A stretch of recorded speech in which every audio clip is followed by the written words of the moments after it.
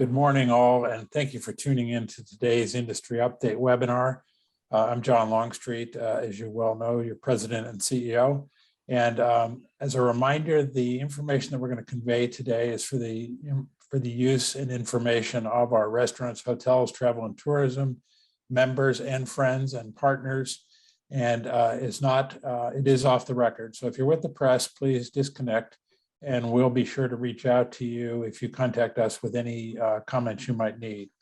I'm delighted this week to start off by introducing the newest member of the PRLA team and the newest member of our government affairs team, Senior Director of Government Affairs, Lauren Brinjack. This is Lauren's first week, and we're excited that she's joined us. She'll be working side by side with Zak. And Lauren has 15 years of experience in Harrisburg, lobbying and as a government affairs director, both for the Insurance Service Group and for the Pennsylvania Bar Association. Great background, great credentials, and I know that she's going to be a terrific part of the team. Lauren, do you want to just say hello before I continue on with our introductions? Sure, thanks, John. As John said, I'm Lauren Brinjack. I'm on my first week on the job here at PRLA, and I'm excited to be here, and I'm looking forward to working with and meeting all of you. Thanks, Lauren. It's been a great start to this this second year of this legislative session, which just kicked off really last week.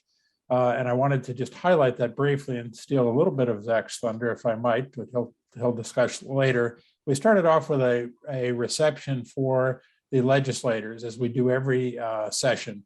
And I will say that at that reception that we host, we invite the leadership of the Senate and the House, and we invite all of the committee members from the committees that are most impactful to our industry. And then what often happens, as it happened this year, is word get around that we're hosting a reception. And so we get a lot of turnout for it. And this year we got all of the right people there, and we had probably the largest turnout in the 8 years that I've been here for the reception of legislators, senators, representatives, and their staff members, and our members and industry representatives there to welcome them.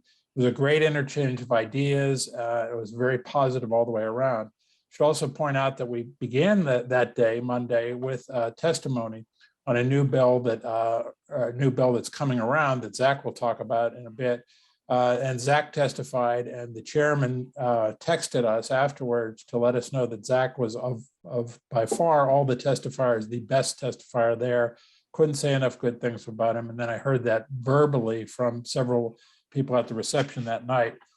We also had an opportunity to testify on Wednesday on some aid packages for our industry, and Zak handled that as well and did a superb job there, alongside Jen Furtenbaugh, who you all know is the co-owner with her husband Brian of Cafe Fresco in Harrisburg, and Jen's also a new board member, state board member of PRLA.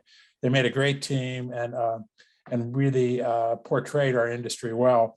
And then on Tuesday, we had our annual policy committee retreat. This is where the three committees that most affect legislation, government affairs, alcohol service, and lodging and tourism, come together to help us shape the legislative priorities for the rest of this year and next year. And it was Zak facilitated that session on Tuesday, and it was very successful as far as turnout and as far as the outcome of the event. So exciting week all the way around for PRLA, but especially in legislative affairs. So for all of that good work, Zak, I really am thankful to you. And with that, I'll introduce you and let you take it away. Well, thank you, John. I appreciate the kind words, and thank you for your leadership and guidance on all of these issues. Good morning, everyone. Happy Webinar Wednesday, as I like to say, and also a few more happies. Happy 2/2/22. It's February 2nd, 2022, and most importantly, happy Groundhog's Day. As many of you know, this is a very special day in Pennsylvania's tourism industry. Punxsutawney Phil is a PA tourism rock star.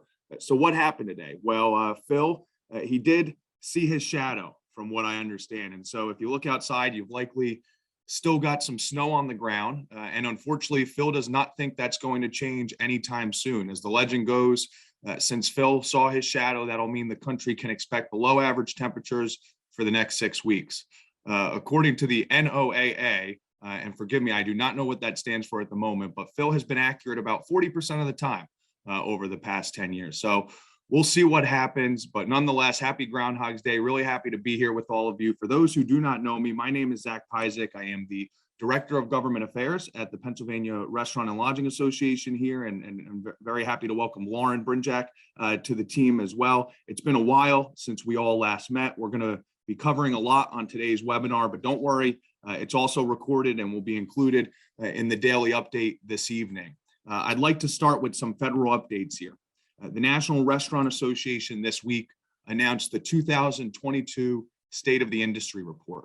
2022 remains a year of transition as both the path to recovery, as the path to recovery continues. The constant innovation and the sustained flexibility that we've seen of restaurant operators are creating a new future for the restaurant and hospitality industries. The food service industry workforce is projected to grow by 400,000 jobs, according to the report, for total industry employment of 14.9 million by the end of 2022. That is still 500,000 jobs fewer than 2019 employment levels. So some concerning numbers coming out of that report. More than half of restaurant operators have said that it would be a year or more before they expect business conditions to return to normal. 96% of operators surveyed cite supply chain delays, supply chain shortages, and just in general shortages of key food and beverage items for 2021. 51% of adults have said that they aren't eating at restaurants as often as they'd like to. That's a 6 percentage point increase from the report we saw prior to the pandemic. 54% of adults say that purchasing takeout or delivery is essential to the way they live, including 72% of millennials, and nearly 4 in 10 consumers say that outdoor seating would make them more likely to choose one restaurant over a similar one.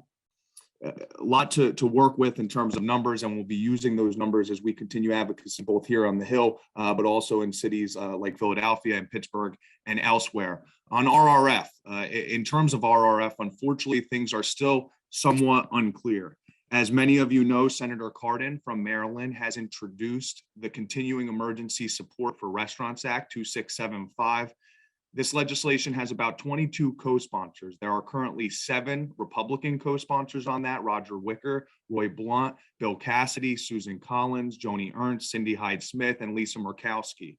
We had a call with the NRA earlier this week. They think that the best chance to get this done will be in a larger spending bill.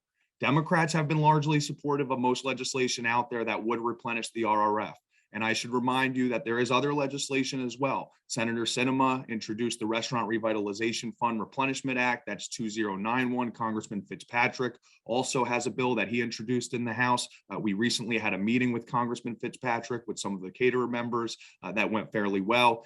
He is still continuing to push this with his colleagues in DC. Again, for the most part, Democrats have been fairly supportive. They are pushing this pretty aggressively. The problem is, how will it be paid for? And that's where Republicans have been somewhat hesitant, not all, but many. Right now, the Republican campaign mantra this campaign season, this election, has been that the Democrats are spending too much. It makes it difficult for them to also push something like RRF that seeks to spend a lot more money. And so you might be asking, well, what are we doing about that? To be honest with you, we're in the 9th inning at this point, hopefully the top of the 9th inning, but we're in the 9th inning. It's the 4th quarter. And you might have seen in our daily update and some other communications on our social media pages, we're in a full out blitz. Our goal is to show Republicans that when it comes to spending, this industry is different. This spending isn't normal spending. This is recovery spending. This has to do with, the mitigation that we've seen, the rise in cases that we've seen, and changes in consumer trends. This is still recovery, and things are not going to go back to normal quickly. Recovery will take time, and that's what we saw in the report that I cited earlier. The NRA has launched a new grassroots action alert, call to action. It is going very well. At last we talked to them, which was on Monday, they had seen nearly 45,000 emails that have been sent to the Hill from NRA members on the subject so far.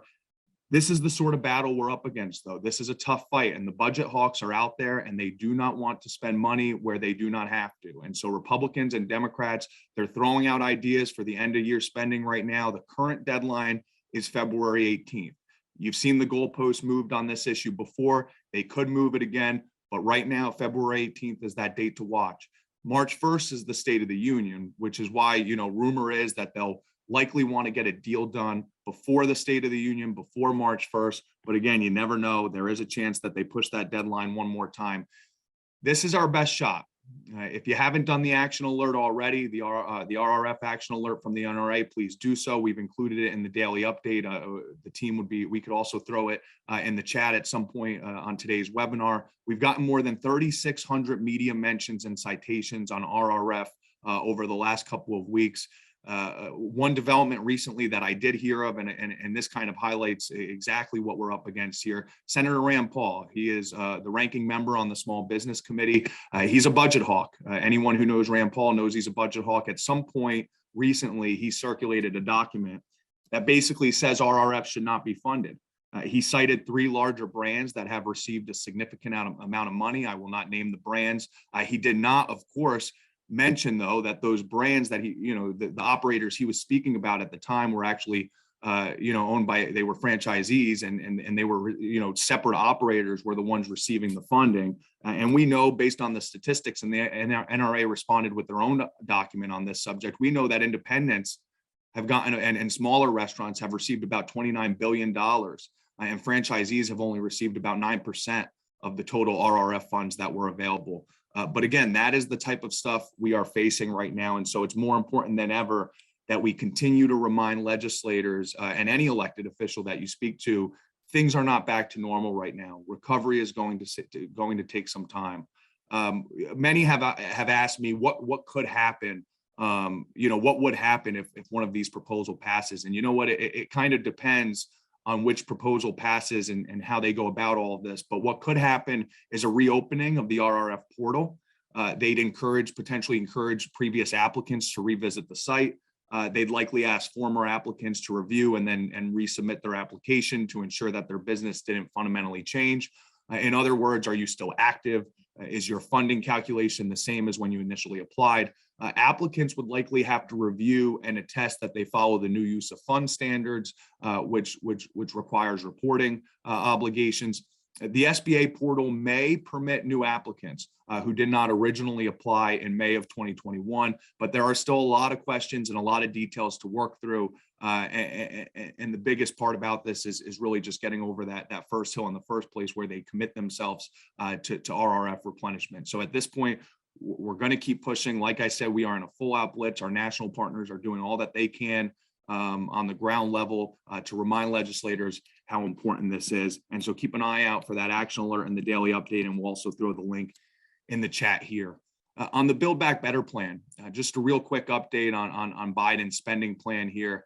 Lately, things have not looked good for the Biden administration on this front, in the sense that they can't agree on anything, right? And so the rumor is that Democrats are getting ready to reemerge with a skinnier version of the legislation. No matter what it looks like, they're still going to need buy-in from Senator Manchin. They're still going to need buy-in from Senator Sinema.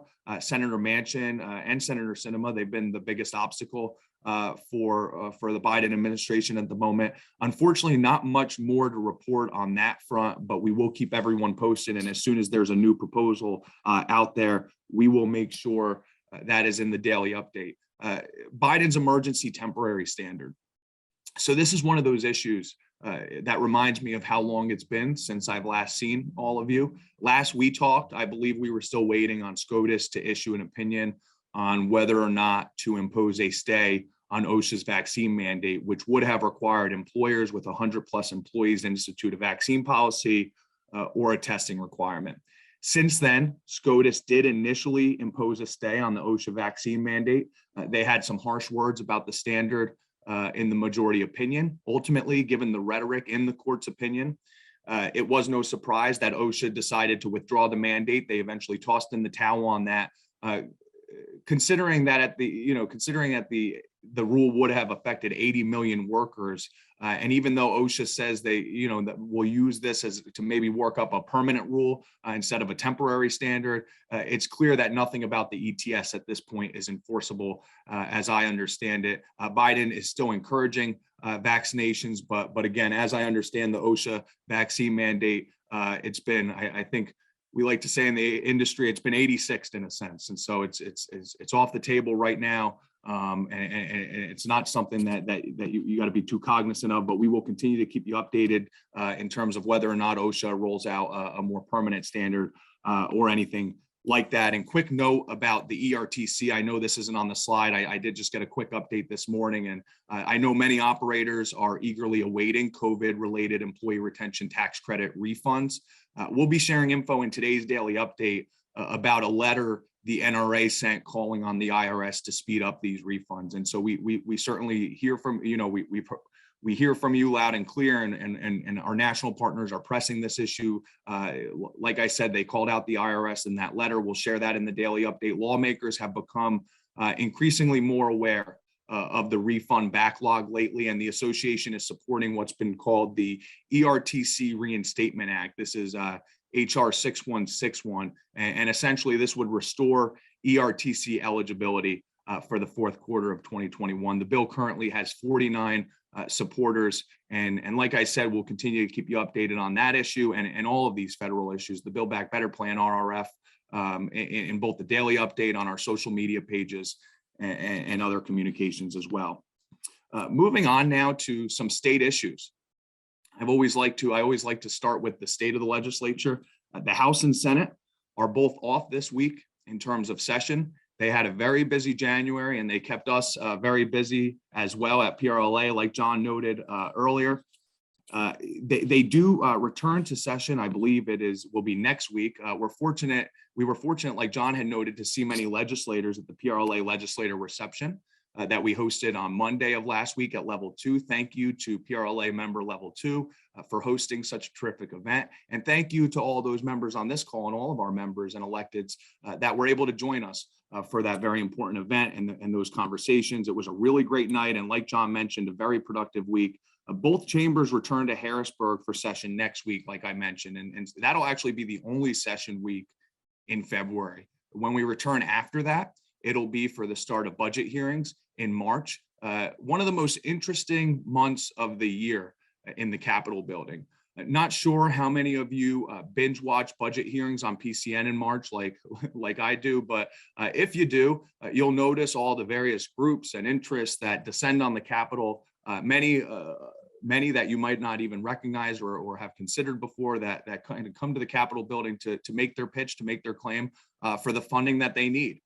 Given that there are billions of dollars in ARP money up for grabs, you can bet that it'll be a lively discussion this month. So what all happened in January that kept us so busy? Well, a lot. Last Monday, the House Committee on Liquor Control hosted a legislative hearing to discuss Representative Mihalik's proposal that would remove the state from liquor sales, both from the retail side and the wholesale side of liquor sales. Enforcement would stay the same. This would only impact the sales.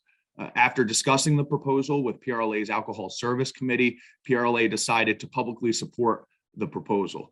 Given that the question of privatization has been a constant debate for 80 years, many members have said that they appreciated Representative Mihalik's approach of putting the question directly to the people, asking Pennsylvanians what they think we should do. The proposal would have to pass the General Assembly in 2 legislative sessions, and then would find its way to Pennsylvania ballots, where the question would be posed directly to the voters. If affirmed, the legislature would have 18 months to draft a plan. The bill is still currently in the House, and we're not expecting the Senate to have any hearings on the subject, but we'll keep you posted as that proposal makes its way through the legislative process. On the Senate side of the building, we saw a good amount of action over there as well. The Senate Committee on Community, Economic, and Recreational Development hosted a hearing last week to discuss small business relief. PRLA, along with PRLA board member Jen Furtenball, testified at that hearing. Jen did a terrific job representing the industry. We discussed the importance of immediate relief. We supported legislation like Senate Bill 983, which would create a no-interest loan program for small businesses here in Pennsylvania, and Senate Bill 984, which would establish a business improvement tax credit program. This program, it would be similar to the ERTC program for those of you who, or the EITC program for those of you who are familiar with that program. Businesses that did well during the pandemic would be able to contribute to a fund that would in turn go towards struggling small businesses. that business that made the donation would be able to write that contribution off against their state taxes. This legislation has been introduced by Senator Allmet. We also discussed other issues that would help the industry at the hearing, like making mixed drinks to go permanent. That was a conversation that came up, and that conversation led to Senator Dan Laughlin and Senator John Udicek announcing plans to introduce legislation that would permanently allow for the sales of mixed drinks to go in Pennsylvania. And so many of you know this is a conversation we've been having with the legislature for a while now. This will be new legislation from some new sponsors on the subject. So we're excited to see what that looks like. Text for that bill has not been filed with the Senate yet, but as soon as it is, we'll make sure it's included in the daily update email. Also coming up in Harrisburg, the Senate Law and Justice Committee is holding a hearing to discuss recreational marijuana on Monday. This is an issue that our Alcohol Service Committee will be exploring more comprehensively moving forward. February, compared to what we saw in January and can expect in March, is somewhat of a light month. But things are going to ramp up soon. Like I said, as budget hearings begin with budget season officially on the horizon, a lot more conversations will be had. They'll be in session a lot more, and we'll be up here with them. As many of you know, January was Anti-Human Trafficking Awareness Month. PRLA recently participated in a roundtable that was hosted by Representative Klunk at the Hanover YWCA. This is a very important subject for the association and for our members. Traffickers, they think that they can go unnoticed while exploiting victims in places like hotels. But the PRLA has helped facilitate free training for operators, specifically those in the lodging industry, with the goal of helping members have the resources that they need that are aimed at helping companies combat human trafficking. And so this is a very important issue. PRLA regularly puts out educational material on the subject, but also if you or if any operator out there is interested in the free training, that is something that PRLA can help facilitate. We learned a lot at that roundtable discussion. Thank you to Representative Klunk and to the Hanover YWCA for organizing such an important discussion. Some new legislation, some legislation on the move that we want to cover here. A lot of this will be about legislation we've already somewhat touched on earlier in the program, but so I'll keep it fairly surface level. Senate Bill 983 and 984, they are on the move. Like I mentioned earlier, we spoke in support of that legislation at a hearing in front of the Senate last week. Senate Bill 983 would create a loan program for businesses that were shut down by the governor. The loan program would be capped at $500 million. Many small businesses are struggling more now than they did in 2020. We all know that. We've seen the data that was in the report that we discussed earlier. This legislation can serve as a safety net to so many operators, and it couldn't come at a more urgent time. And so we're happy the Senate is having these types of conversations. Senate Bill 984, it would create that temporary business improvement tax program, credit program that I mentioned earlier. And again, that would be modeled off of the EITC program. Businesses who have done well during the pandemic would be able to enter into the tax credit program and make a donation that goes directly to a struggling small business. And in return, that business, again, would be able to deduct that tax credit against their state taxes. Based on predictions, it's expected to provide $1 billion in aid to restaurants, bars, and other small businesses struggling here in Pennsylvania. And if I may comment on this too, there's been somewhat of a silver lining of the pandemic for the hospitality industry. And we've been fortunate at PRLA to witness that from the front row at our chapter meetings, the events we've had like the Tourism Summit, and on all of our calls, we get to see businesses from all corners of the hospitality and tourism industries working together every day to improve the industry. They share information, you all collaborate when possible, and constantly lift each other up.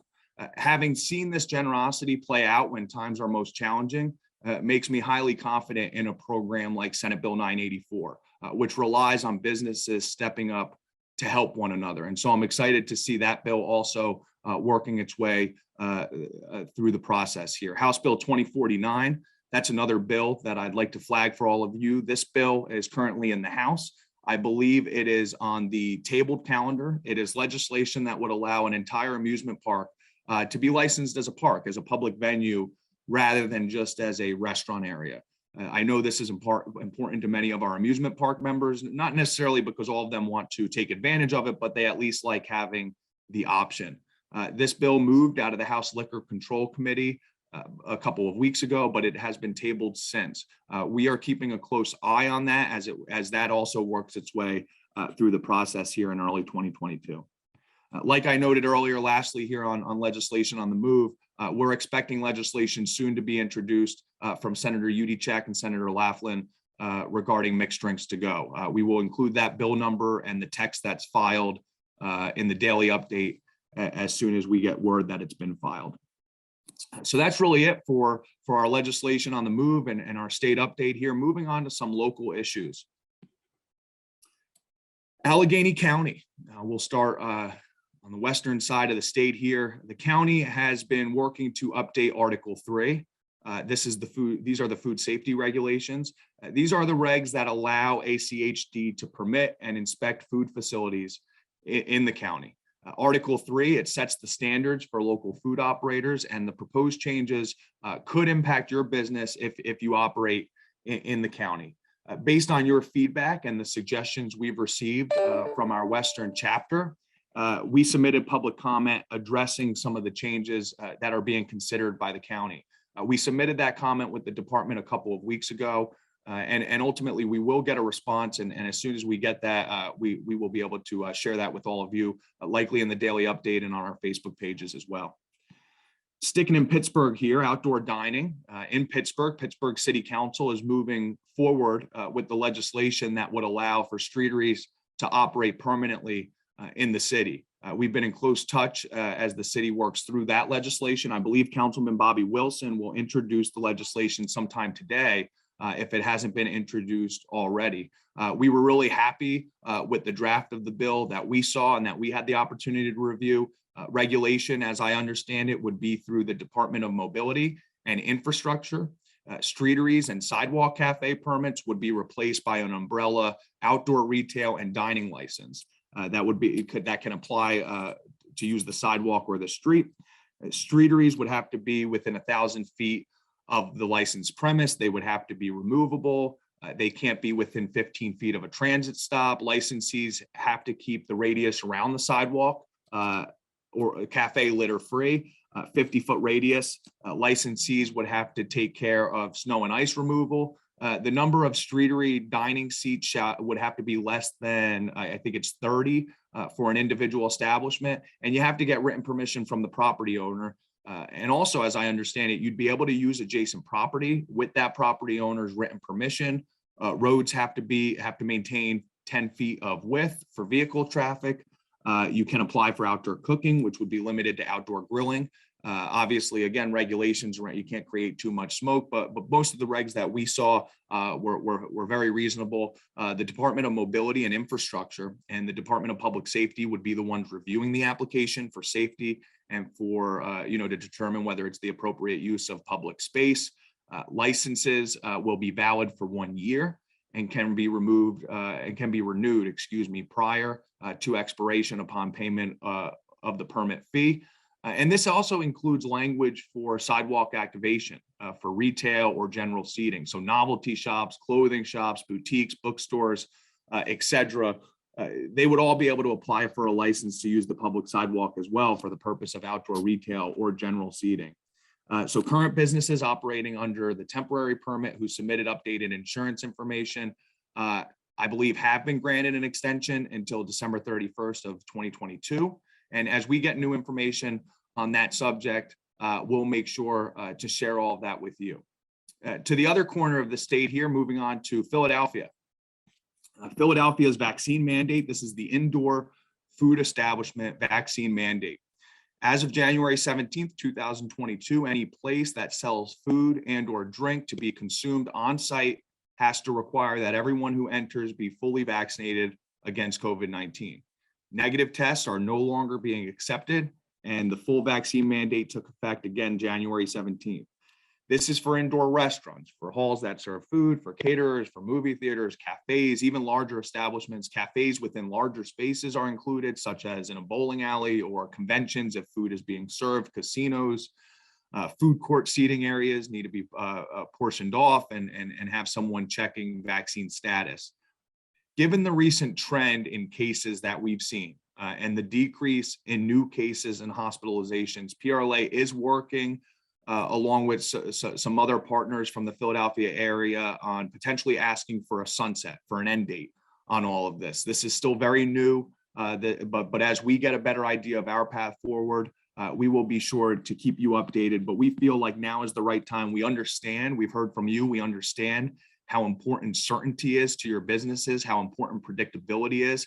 And so while we might not necessarily be able to hone in on an actual date for an end date, we'd like to get a better idea of what the calculation is that they're using, what the standard is, the threshold that they're using to make a determination here.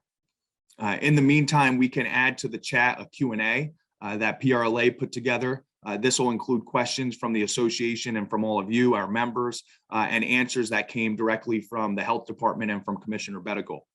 Most of our members have told us that this has been a smooth rollout. But I know that there are some, especially in certain parts of the city, that have seen a very significant hit in sales and just in general have seen a change in consumer behavior. We are working again with other associations and organizations on that potential conversation with the city about a sunset. Those conversations are very, very early on right now. Just want to make sure though that you all know that it's top of mind for us. And so the big question again for us is there an end date in sight, or better yet, what is that standard that they'll be using to determine an end date? Sticking in Philadelphia here, as many of you know, Councilmember Alan Dom's bill allowing for streeteries permanently in Philadelphia passed out of council at the end of last year. The mayor signed it, and the new program will likely take effect in March. Problem is, what's that mean for operators in the city in the meantime? Well, streeteries can continue operating in University City, Old City, West Philly, East Passyunk, and Center City. All of them could basically continue to operate. Streeteries outside of those areas have to go through the council ordinance process. We're getting more clarity on that process. If you need any help connecting with your district council member in the meantime, we are happy to help facilitate that. Ben Fletcher from the PRLA team has been doing great work helping operators who come in with questions and concerns on this subject. We've been in touch with the city. We actually have a meeting coming up. I think it's later this week or sometime next week, where we're having additional conversations about the regulatory process. We're expecting much more clarity by the start of March on what that program will look like moving forward. And so we appreciate all of you bearing with us. We know that it is not easy, again, when things are so uncertain, but we're hoping to have more info soon on that subject. I should note also that sidewalk cafes, they are allowed to operate until the end of 2022 due to an extension that was passed by council. The mayor also signed that bill. And so again, if it's a sidewalk cafe that you have a question about, those have been temporarily extended to December 31, 2022. A lot of Philadelphia updates here still. Third-party delivery service. I'll keep this quick. Just a reminder, we did pass legislation permanently capping what third-party companies are able to charge restaurants for delivery and marketing services in Philadelphia. That cap is at 10% for delivery, and it is at 5% for marketing. Operators can opt out of that cap if you choose to, and you could opt in to a more premium service. But again, this is all up to you. Please be aware though, and please share with your colleagues that the cap is in fact at 5 and 10. There have been some attempts out there, and not by everybody, but there have been some attempts at securing more premium contracts without operators necessarily being clear on the fact that they can remain at that 10 and 5 cap if they want to. If you have any questions about that legislation, feel free to reach out to me or Ben or anyone else on the PRLA team, and we could help provide some clarity. COVID-19 sick leave in Philadelphia. Councilmember Brooks has introduced a bill that addresses COVID-19 paid sick leave. She introduced this last week. Employer is defined with the exclusion now only to employers who employ less than 10 employees, more than 10 employees, excuse me, which is different than the last version, which had that number at 50 employees. So again, the coverage will be for employers with 10 employees or more rather than 50 employers or more. Those with 10 or less would be excluded. An employer, for employees, excuse me here, backing up, for employees who work 40 hours or more per week, COVID-19 leave would be provided in the amount of 40 hours. Unless the employer already designates a higher limit, the number is also lower than the last version, which would have required 80 hours. An employer is not required to change an existing leave policy or provide any additional paid leave to employers if the employer's existing policy already provides 120 hours of more of paid time off in 2022. That is not specifically designated as sick leave, but can be used for the same purposes and under all of the same conditions. The legislation would have a sunset of 365 days after the end of the public health emergency in Philadelphia. We're still unpacking the legislation. We're collecting more details. PRLA is setting up initial stakeholder meetings, and we should have a meeting locked in with the bill sponsor by sometime today or tomorrow, and that meeting would likely take place sometime later this week or next week. So a lot of Philadelphia updates there. It might be questions, happy to answer those, or again, I'll throw my email in the chat. Always feel free to reach out to me, reach out to Ben, and we're happy to help kind of navigate any concerns you may have. Moving on to some FYIs here. PRLA Policy Retreat. The PRLA's Policy Committee, which is made up of members from the Alcohol Service, Government Affairs, and Lodging and Tourism Committees, met for our policy retreat last week. The committee discussed PRLA's legislative priorities, and we reprioritized the legislation that we're working on in 2022. Some big highlights from the event: an increase in the licensee discount is a top priority for those who purchase wholesale from the PLCB. This bill would increase the discount you receive through Loop from 10% to 15%. This seems to be a top priority for many, for an overwhelming number of members that attended the retreat. And so that's going to be a top priority for us moving forward. Hopefully we could see some movement on that early in 2022. Also increased tourism funding, both in terms of an increase to the line item that we see in the budget every year, but also passing House Bill 554, which was legislation introduced by Representative Rader and would create a $15 million grant program for our DMOs. And so what we're doing now is we're working on creating and drafting a new legislative plan, a 3-year plan, to help us navigate, the legislature this year based on the feedback we received at the retreat. As soon as that plan is finalized, we'll make sure to publicize that, not only in the daily update, but also on our social media pages as well. Some open seats. Not sure if you've noticed, but there have been a lot of legislators lately announcing that they will not be seeking re-election. State Representative David Millard, State Representative Daryl Metcalf, Rosemary Brown, Wendy Thomas, Frank Ryan, to name a few, have all announced that they will not be seeking re-election. I also forgot to mention Representative Hickernell. The Inquirer is reporting that Democrats have also, they've chosen State Representative Mike Driscoll as their candidate to fill the Philadelphia City Council seat that's been vacated by Bobby Heenan. Heenan resigned last month following a conviction on federal corruption charges. And so there's been a lot of open seats and a lot of movement in the legislature already so far. Someone asked us the other day, why is that? Why are we seeing all these announcements all of a sudden? This is just speculation, but one reason could be the new maps. You might have seen news lately. There are new maps that are being discussed here in Pennsylvania. As many of you know, the U.S. conducts a census every 10 years. Based on the new results, we draw new congressional maps, new state house maps, new state senate maps to make sure that when there are changes in size, density, or demographics, that representation changes as well. The proposed state house maps and the state senate districts were unveiled a couple of weeks ago. The boundaries are not final. What we do know is a change in boundaries in years past has always led to some changing their minds on whether or not they still want to run for office, especially because there are districts that may be changing. One big fight that we've seen has been over the House map. It's been said that the map is significantly better for Democrats than the current map is. The new map, based off of speculation, would give Republicans a 104-99 advantage in the House. That would put ours down about 14, since right now they have a 118 advantage there. Unlike that House map, the Senate map was unanimously approved by the 5-member commission. The Senate map does a solid job of avoiding to pit incumbents against one another by drawing them into districts together. that incumbent protection is probably, and again, this is just speculation, but that incumbent protection is probably why there was so much bipartisan support.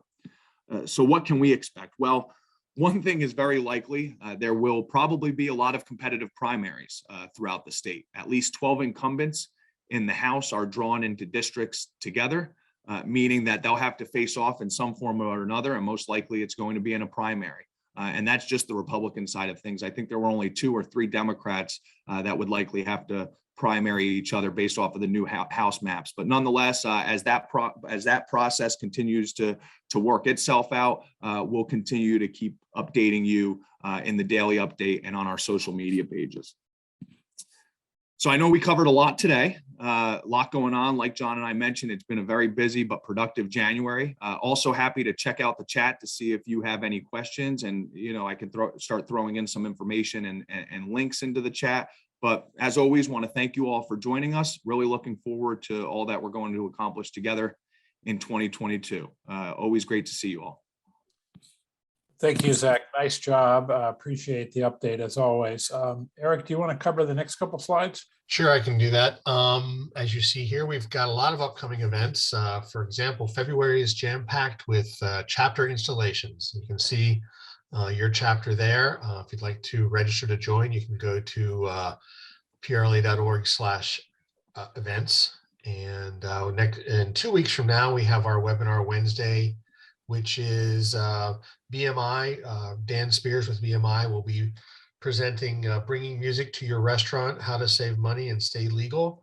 These BMI webinars we've had in the past are always very well attended, lots of good information. So we hope you will register for that. And you also see that we have coming up on February 23rd, save the date, our PA Pro Start Invitational in State College, Pennsylvania. And let me go to the next slide here. This slide is about all the different ServSafe products that are out there. ServSafe Managers Certification, Serve Success, Serve Workplace, ServSafe Alcohol, ServSafe Ops.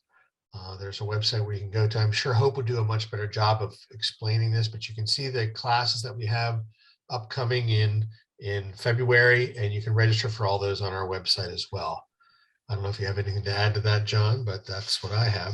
Sounds good. I might point out on the chapter installations, they're not only open to members, they're open to non-members, and they're open to folks, even if you're not in that particular area. If for some reason you want to visit that chapter, you're welcome to do so. So check it out online. And that's what we have, is unless Zach has any question to answer there.